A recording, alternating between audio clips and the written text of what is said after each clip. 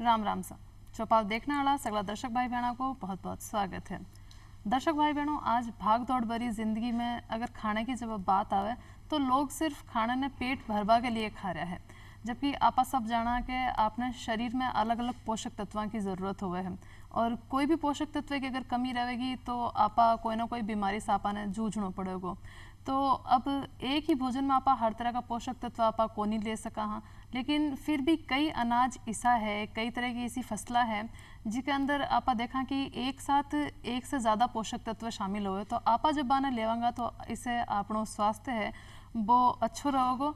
और इसलिए आपा देखा कि ऐसा आज जो अनाज है या ये जो फसला है आना आपा सुपर फूड भी बोल दे वहाँ, तो सुपर फूड में आपा कुछ परंपरागत अनाज ने भी शामिल करा और कुछ नई फसलों के बारे में भी आज आपा जानकारी लेवांगा जो सुपर फूड में शामिल है।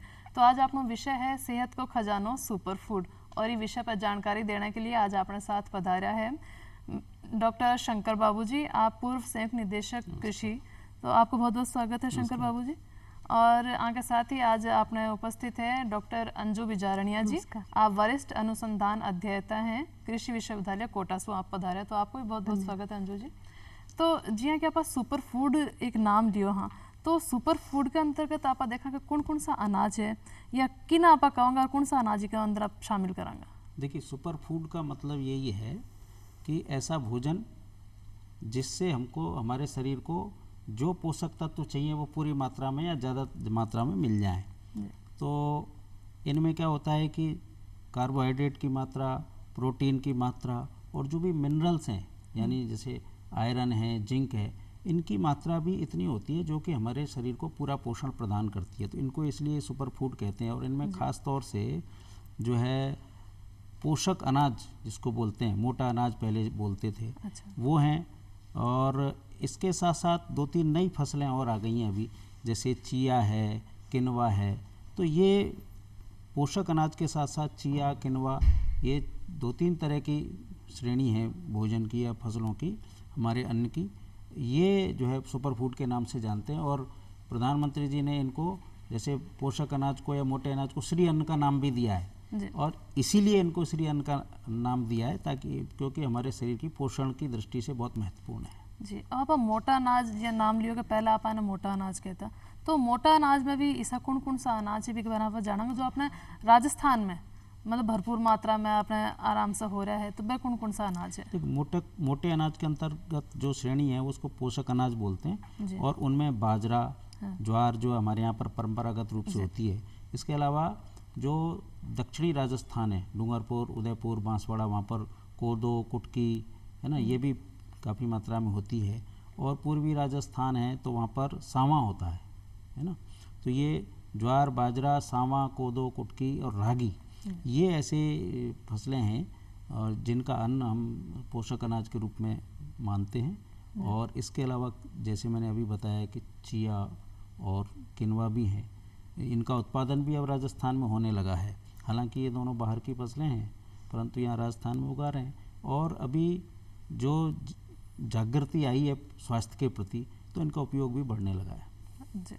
तो आप लेकिन जब मोटा अनाज परंपरागत जी का अपना अनाज है जो शुरू से ही चल रहा है, और पहला का लोग देखो कहता कि मोटो खावा मोटो पैरा, और देखा भी अपना जगह बड़ा बुजुर्ग आप अपना घर में भी देखा, गाँव में भी आप देख रहे हो कि आज भी अगर आप कोई बड़ा बुजुर्ग ने मिला तो वह आज भी इतना सक्रिय होगा कि अपना काम काज खुद कर रहा है, चाल बा फिर बा में कोई दिक्कत को नहीं बने, बीमारियां भी बा से कोसों दूर है। लेकिन आई आप देखा कि आज की पीढ़ी में 30-40 की उम्र भी कोनी हुए और आप देखा कि बहुत सारी बीमारियां से वह जूझ रहा है, और साथ ही यहाँ लगा कि बुढ़ापा अपना आभारी आ गया एक हालत आप देखा। तो कटना कटा आप देख सका जो अपनी परंपरागत जगह अनाज आप मोटो अनाज कहता और अपना जगह बड़ा बडेरा भाई खाया करता, तो आप देख सका, महसूस कर सका ये चीज़ ने कि आप मोटो अनाज खाबा से बन कितो फायदो हो शरीर ने। तो आज की पीढ़ी में मतलब आपा ने वह चीज़ वापस देने को एक टेम है कि आपा ने वापस परंपरागत जगह किसी है या मोटा अनाज है बिना आपा शामिल करा। एक साथ ही आप जब पारंपरिक अपना अनाज की बात करी, जहाँ आप बाजरे की बात करी, ये आप देखा कि कुछ नया प्रयोग भी टेम टू टेम होता रहे।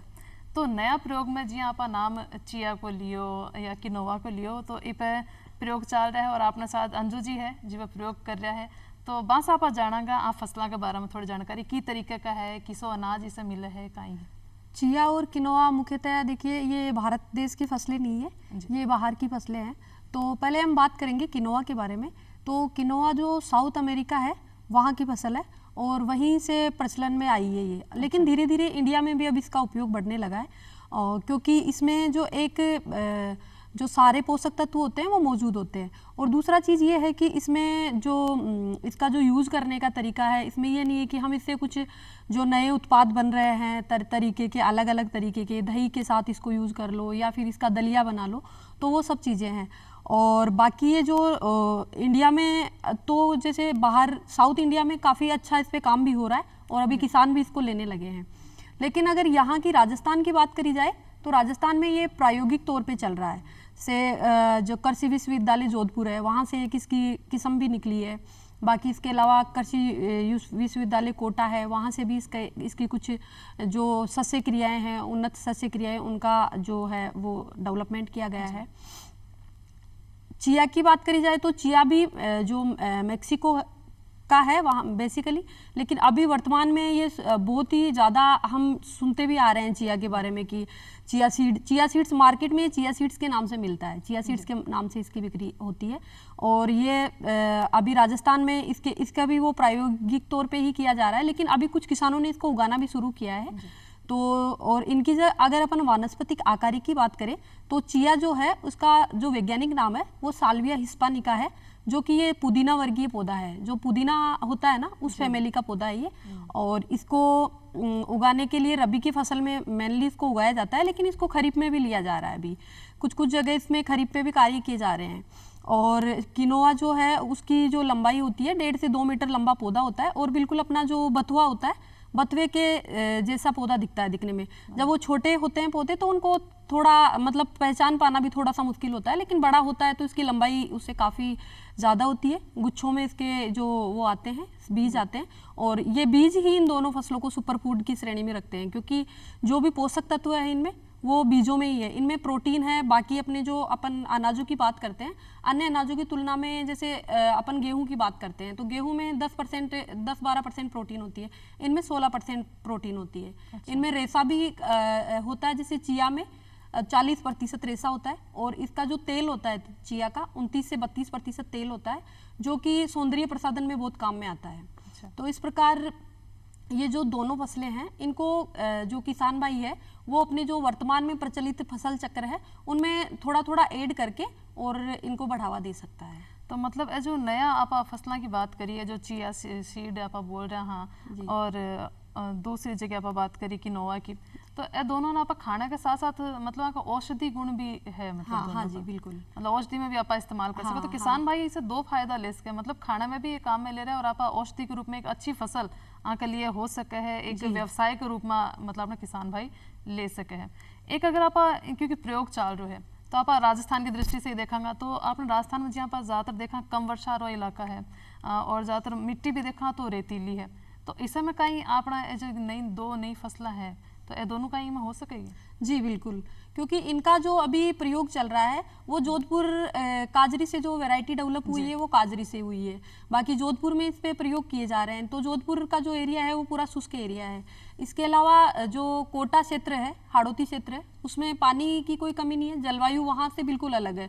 तो दोनों क्षेत्रों में इस पे प्रयोग किए जा रहे हैं। इसका मतलब ये दोनों जगह हो सकती है, ये दोनों मतलब हर क्लाइमेट में ये सूटेबल है हमारे क्लाइमेट के हिसाब से भी। और दूसरी चीज़ ये है कि इन फसलों को ज़्यादा पानी की आवश्यकता नहीं है, ये शुष्क अर्ध शुष्क क्षेत्रों में आसानी से की जा सकती है। तो और इनके लिए जो तापमान है दोनों के लिए, चिया के लिए थोड़ा तापमान का रहता है, इसमें 20 से 25 डिग्री तापमान में हो जाती है, लेकिन उधर फिर इनको रबी में अपन जो शुष्क क्षेत्र है जैसे जोधपुर वाला एरिया है उसमें हम शुष्क क्षेत्रों में इसको रबी में ले सकते हैं, क्योंकि उस टाइम तापमान कम रहता है। और बाकी इसको खरीफ में भी लिया जा सकता है। तो इसका यही है कि टेम्परेचर अगर ज़्यादा रहता है तो आप उसको रबी में ले सकते हो, क्योंकि इसका एक फ़ायदा है कि इसको दोनों सीजन में ले सकते हैं। अच्छा, तो मतलब रबी और खरीफ दोनों के रूप में आप हाँ, चिया को दोनों सीजन में ले सकते हैं। और चिया ना आप अगर खाना में इस्तेमाल की बात करा तो की रूप में इन्हें आप ले सका? देखिए, चिया को खाने के लिए एक तो जैसे ये मोटापा कम करने में बहुत सहायक है, तो इसको सुबह सुबह गर्म पानी में नींबू डाल के और चिया को थोड़े 10-15 मिनट के लिए भिगो देना है, फिर उसके बाद में उसमें नींबू पानी डाल के और थोड़ा सा गुनगुना पानी करके उसको पी सकते हैं। बाकी आजकल बहुत इसके जो प्रोडक्ट भी बनने लगे हैं, जैसे मार्केट में भी बहुत प्रोडक्ट मिलते हैं इनके।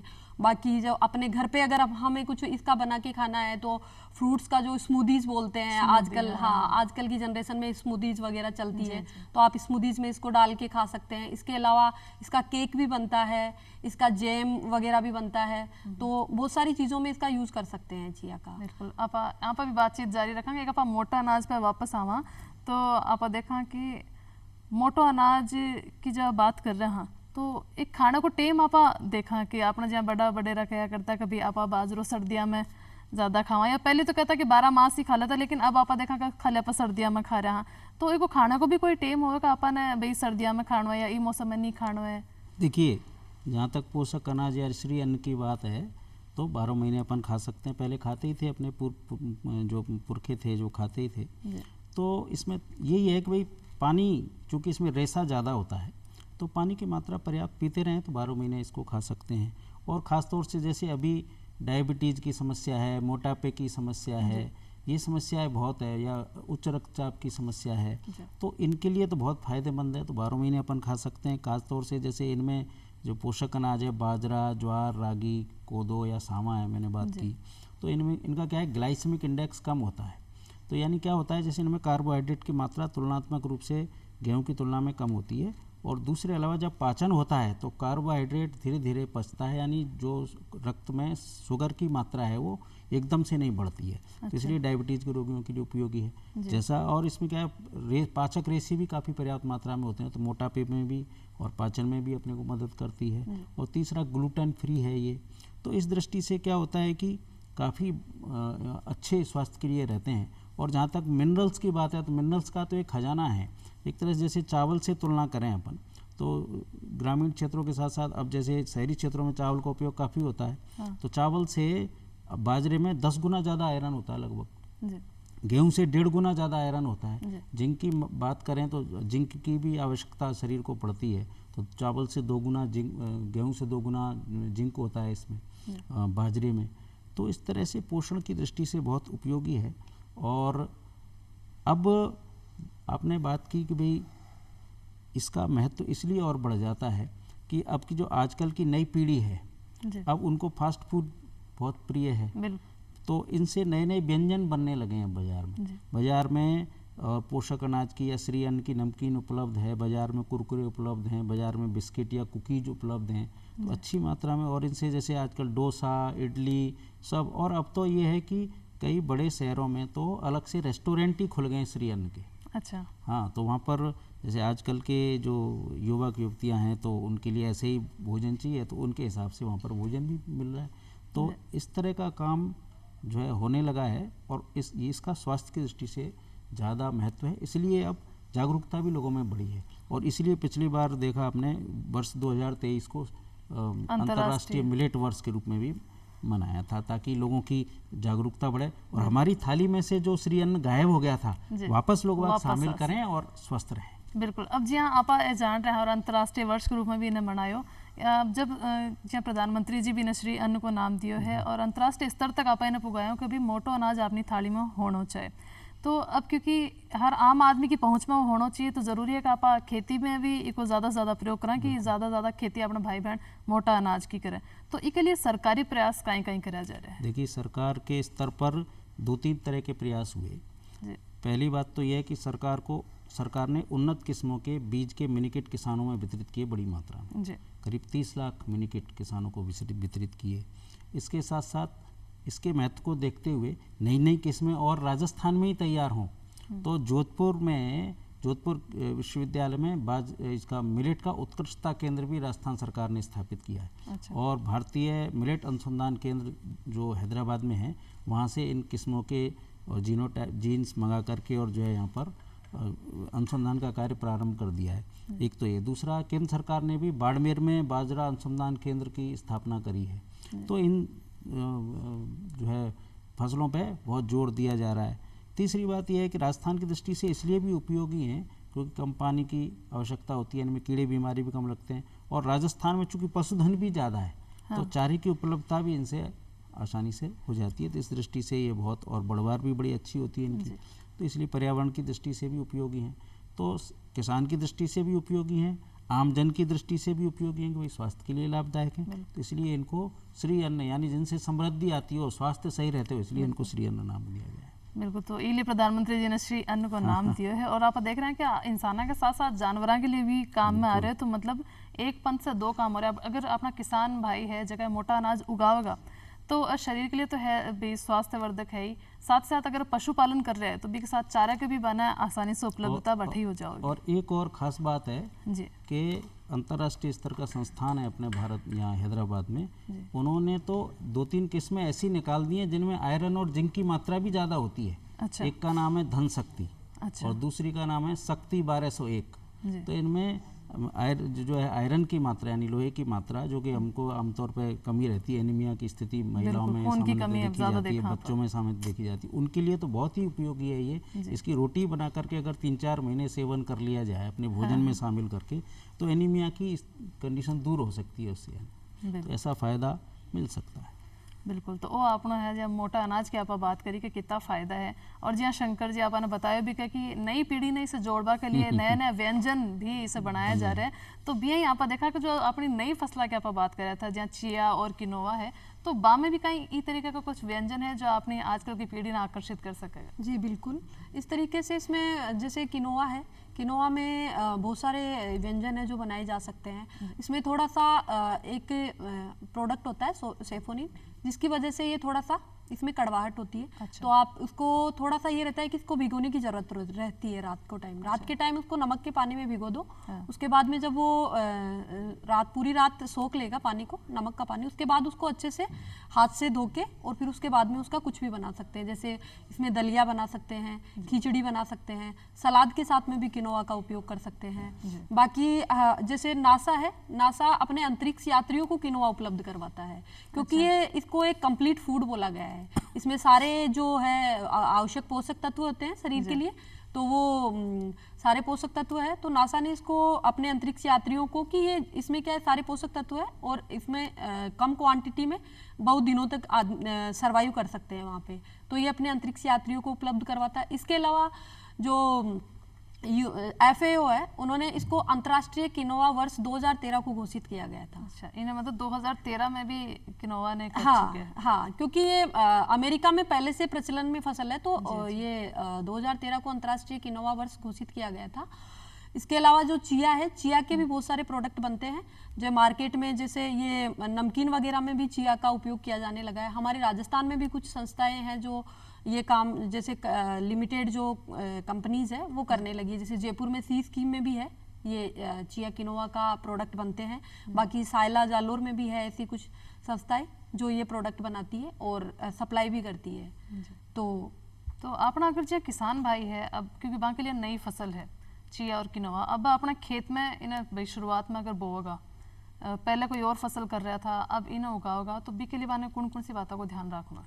देखिए, इनका ये है कि इनको उगाने के लिए ये इनके बीज क्या है, बहुत छोटे होते हैं। अच्छा। चिया के बीज बहुत छोटे होते हैं, तो इनकी बुआई के दौरान अगर हम इनको रेतीली मृदा में उगा रहे हैं, मान लीजिए हम जयपुर के एरिया में या फिर जोधपुर के एरिया में उगा रहे हैं, तो इस एरिया में क्या है, इसकी अपन गहराई ज़्यादा नहीं कर सकते, दोनों फसलों की ही ज़्यादा नहीं कर सकते, क्योंकि बीज बहुत छोटे होते हैं। गहराई में जाते ही वो थोड़ा अंकुरण नहीं हो पाएगा। तो एक तो इसकी गहराई कम रखनी है बुआई के समय। दूसरी चीज़ ये है कि अगर नमी कम है तो बुआई के 2 या 3 दिन बाद में एक हल्की सिंचाई देने की जरूरत पड़ती है, जिससे कि जो नमी उसकी कम हो तो वो आसानी से बाहर आ सके जमीन से। बाकी अगर काली मृदा है तो उसमें तो सिंचाई की जरूरत नहीं है, उसमें थोड़ा सा जैसे गीली रहती है उस टाइम इसकी बुआई करके और उसके बाद इसको उग जाता है आराम से। लेकिन ये थोड़ी सी दिक्कत इसकी बस जर्मिनेशन में ही सबसे ज़्यादा इसमें थोड़ी सी दिक्कत आती है। वो यही है कि अगर हमें पता नहीं है इसकी कैसे बुआई करनी है, तो उसको थोड़ा गहराई में अगर डाल दिया तो बीज को, तो फिर वो उगने में थोड़ी सी समस्या करेगा। तो इसमें हल्की सिंचाई देने के बाद ये आराम से इजीली उग जाते हैं। इसके अलावा इन दोनों की जो बीज दर है उसकी अगर हम बात करें तो चिया के लिए 5 से 6 किलो बीज 1 हेक्टेयर के लिए पर्याप्त रहता है। अच्छा। और किनोवा के लिए 8 से 10 किलो बीज जो होता है वो पर्याप्त रहता है 1 हेक्टेयर में। हाँ, 1 हेक्टेयर में जी। इसके अलावा इसमें अगर हम बात करते हैं कि जो खाद उर्वरक की, तो चिया में उर्वरक 60 किलो नाइट्रोजन और 40 से 50 किलो फॉस्फोरस और 40 किलो पोटेशियम की जरूरत पड़ती है। इसके अलावा हम 10 से 12 टन गोबर की खाद डाल सकते हैं, अच्छी सड़ी हुई गोबर की खाद खेत में। और किनोआ में थोड़ा नाइट्रोजन 100 से 120 किलो जरूरत पड़ती है, क्योंकि ये ज़्यादा न्यूट्रिएंट एब्जॉर्ब करता है किनोआ। और इसमें 60 से 70 किलो फॉस्फोरस और पोटाश की जरूरत पड़ती है। इसके अलावा अगर हम सिंचाई की बात करें तो रबी में 2 से 3 सिंचाई पर्याप्त होती है इन दोनों फसलों के लिए। और अगर बात करा कि रोग भी अपने फसलों में हुआ है, तो किनोआ में और चिया में कौन सा रोगों की मतलब संभावना रहे जिससे अपन बचाव करना है? हाँ, ये क्या है, नई फसलें हैं तो अभी इनको व्यापक तौर पे उगाया नहीं जा रहा। तो अभी क्या होता है, हम फसल रोग कहाँ फैलते हैं, जब हम फसल को बहुत व्यापक स्तर पे उगाते हैं, तो बार बार उगाते हैं, तो वो रोग रेजिस्टेंट होते रहते हैं और प्रतिरोध की वजह से वो फसलों की तो वो उसमें रोग और ये ज्यादा होते हैं। लेकिन इनमें अभी ज्यादा रोग कीट का जरूरत नहीं है। हाँ, किनोआ में तो एक वैसे ही ये खरपतवार है, तो खरपतवारों में वैसे ही रोग कम लगते हैं। खरपतवार की प्रजाति है ये। अच्छा। है तो ये फसल, लेकिन प्रजाति जैसे अपन ने बोला ना बथुआ की प्रजाति है ये। तो इसमें तो नहीं लगते। लेकिन चिया में एक वायरस जनित रोग होता है जो ये सफेद मक्खी होती है उसके द्वारा फैलाया जाता है। अच्छा। तो उसका हम कंट्रोल, जैसे ये अपने जैविक जो कीटनाशी होते हैं, निम्बिसिडीन होता है या फिर गोमूत्र होता है, तो उसके छिड़काव से आसानी से कंट्रोल हो जाता है। और एक आप अगर मोटा अनाज की बात करें, किसान भाइयों ने बढ़ावा देने के लिए कोई सब्सिडी जैसी कोई योजना है कि वहाँ के लिए? देखिए, अब जमाना थोड़ा समझदारी से काम लेने का है। बाजरा ज्वार राजस्थान में खूब हो रहा है। हाँ। तो अब जैसे किसान भाई क्या है, FPO बना करके, कृषि उत्पादक संगठन बना करके, कंपनी बना करके जो है अपने इसके व्यापार को बढ़ा सकते हैं, 4 पैसे ज़्यादा कमा सकते हैं। और उसमें खास तौर से जैसे जैविक बाजरा है ना, और जैसे कोदो है या सामा है, ये तो होते ही जैविक हैं, तो इनकी पैकिंग करके और बड़े स्तर पर व्यापार किसान भाई कर सकते हैं। और जोधपुर में राजीविका के तहत कई सेल्फ हेल्प ग्रुप हैं, यानी स्वयं सहायता समूह हैं। वो क्या कर रहे हैं, बढ़िया उत्कृष्ट क्वालिटी के और बिस्किट बना रहे हैं, कुकीज़ बना रहे हैं, और बड़े स्तर पर वो जो है आपूर्ति कर रहे हैं पूरे। और उनमें से अपने को एक गर्व का अनुभव होता है कि 2 बहनें हैं, मीराबाई और कमलाबाई। ये जोधपुर की 2 बहनें G20 में भी गई थी अपने उत्पाद लेकर के। अच्छा। तो वहाँ पर जो G20 के जितने भी राष्ट्रीय अध्यक्ष आए थे, उनकी जो पत्नियाँ आई थी, उनके साथ उनका इंटरेक्शन भी हुआ था और अपने उत्पाद भी उन्होंने प्रदर्शित किए थे, सबने बड़ी प्रशंसा की थी। तो ऐसे स्वयं सहायता समूह जोधपुर के आसपास बड़ी संख्या में हैं, और काजरी के सहयोग से और जो है वो ये चीज़ें तैयार कर रहे हैं और बढ़िया अच्छा बिजनेस वो कर रहे हैं। स्वयं सहायता समूह महिलाएँ, हजारों की संख्या में महिलाएँ वहाँ जुड़ी हुई हैं। तो आय का एक अतिरिक्त साधन, भाई ज्वार बाजरा ये होता तो है घर में, तो इस प्रकार से नए नए उत्पाद तैयार करके उनकी पैकिंग करके और जो बिक्री कर सकते, मतलब एक व्यवसाय को रूप ले रहा है। और जहाँ स्वयं सहायता समूह की बात करिए आप, तो इनमें जो भी ये काम कर रहा है, तो आके लिए कोई प्रशिक्षण की व्यवस्था भी सरकार के द्वारा दी जा रही है? राजीविका के तहत इनको आर्थिक सहायता भी मुहैया कराई जाती है, और जो काजरी है वो इनको प्रशिक्षण की व्यवस्था भी करता है अपने केंद्रीय शुष्क क्षेत्र अनुसंधान केंद्र है जोधपुर में, काजरी जिसको बोलते हैं वहाँ, तो वहाँ पर प्रशिक्षण की व्यवस्था है। और अब तो क्या है कि जैसे राज्य सरकार के कई विभाग इस पर काम कर रहे हैं, तो उनके यहाँ जैसे हमारे कृषि विभाग में भी प्रशिक्षण की व्यवस्था है और FPO गठित करके, और इसमें बहुत बड़ा काम किया जा सकता है और शुरुआत भी हो चुकी है। और एक साथ साथ जब आप कोई आप उत्पाद बना रहे हैं व्यवसाय में, अब नई चीज़ को अभी भी आप शुरू करा, तो एक डर भी होगा कि नई चीज़ ना आप बेकांगा किया, तो बेचवा का ताई भी किसान भाई सोचा ज़्यादा है, तो बाने कठे मतलब हेल्प या क्या किसके मदद क्या मिल सके? इसके लिए पूरा एक प्रशिक्षण पाठ्यक्रम है। अच्छा। राष्ट्रीय ये कृषि विपणन संस्थान है, अपने जयपुर में ही है ना, चौधरी चरण सिंह राष्ट्रीय कृषि विपणन संस्थान, वहाँ पर पूरी प्रशिक्षण दिया जाता है कि भाई आपको जैसे आपके पास उत्पाद कैसे तैयार करना, कौन किसकी डिमांड है, डिमांड कैसे जनरेट करना, कहाँ सप्लाई करना, पैकिंग कैसे करना, और लोग संस्थाओं से कैसे बात करना, ये सारा पूरा प्रशिक्षण उनको दिया जाता है। तो वहाँ पर प्रशिक्षण प्राप्त कर सकते हैं ना। जैसे स्टार्टअप के लिए वहाँ पर अलग से एक बना हुआ केंद्र और रमेश मित्तल जी उसके इंचार्ज हैं, तो उनसे संपर्क किया जा सकता है कृषि विपणन संस्थान में। जी, तो यहीं आप जब चिया की और किनोवा की बात करें तो मैं अगर आप राजस्थान का जिला जानने की बात करें कि जी में ज़्यादा आप देख सका कि इसी जलवायु है जो आ के हिसाब से सही रहेगी, तो कौन कौन सा ऐसा जिला है जिसमें ज़्यादा कोशिश आप कर सका कि अपना किसान भाई बठा न उगावे?